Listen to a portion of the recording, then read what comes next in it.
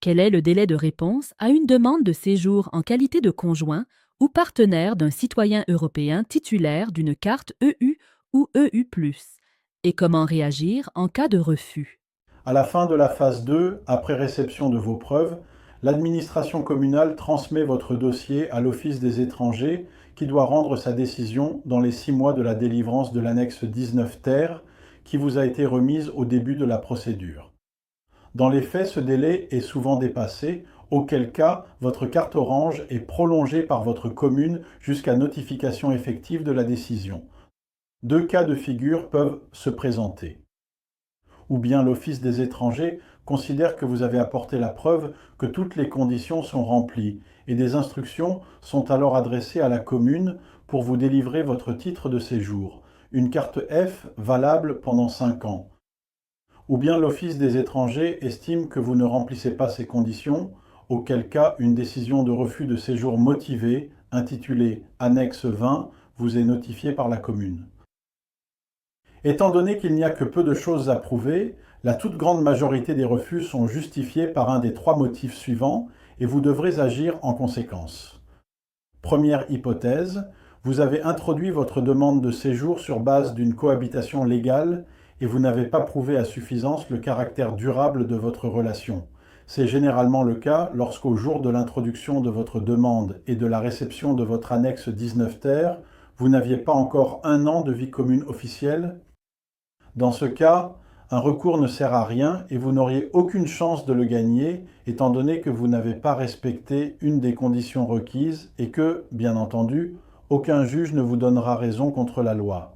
De plus, il faut bien comprendre que le contrôle du Conseil du contentieux des étrangers se limite à vérifier la légalité des décisions de l'Office des étrangers, mais qu'il ne peut substituer son appréciation des faits à celle de l'administration, ni vous accorder lui-même le droit au séjour. En effet, tout ce à quoi un recours peut aboutir dans le meilleur des cas, c'est à l'annulation de la décision litigieuse après de nombreux mois de procédure. Le dossier retourne alors à l'Office des étrangers pour prise d'une nouvelle décision dans un nouveau délai de 6 mois, d'où une perte de temps considérable. Attention donc à ceux qui pourraient être tentés de vous proposer des recours, certes rémunérateurs pour eux, mais inutiles pour vous.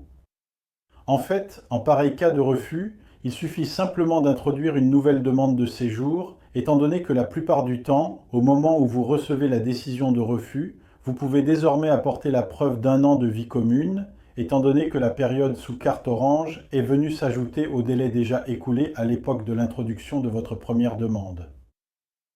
Deuxième hypothèse, l'Office des étrangers conteste votre mariage ou votre cohabitation légale, estimant qu'il y a simulation ou complaisance comme en cas de mariage blanc, et refuse donc de vous accorder le séjour pour cause d'inexistence d'un lien familial valable. Dans ce cas, un recours auprès du Conseil du contentieux des étrangers est inutile, car le problème à résoudre ne relève pas du droit administratif, mais du droit civil. C'est donc devant le tribunal de la famille qu'il faudra introduire une action en validation de votre mariage ou de votre cohabitation légale. Troisième hypothèse, votre relation n'est pas contestée, mais bien que vous ayez introduit un dossier parfaitement étayé et l'Office des étrangers refuse, à tort, de vous accorder le séjour, commettant ainsi ce que vous estimez être une illégalité manifeste. C'est le cas par exemple lorsque votre demande est rejetée au motif que vous étiez en séjour illégal au moment de son introduction ou que vous n'aviez pas de visa en cours de validité.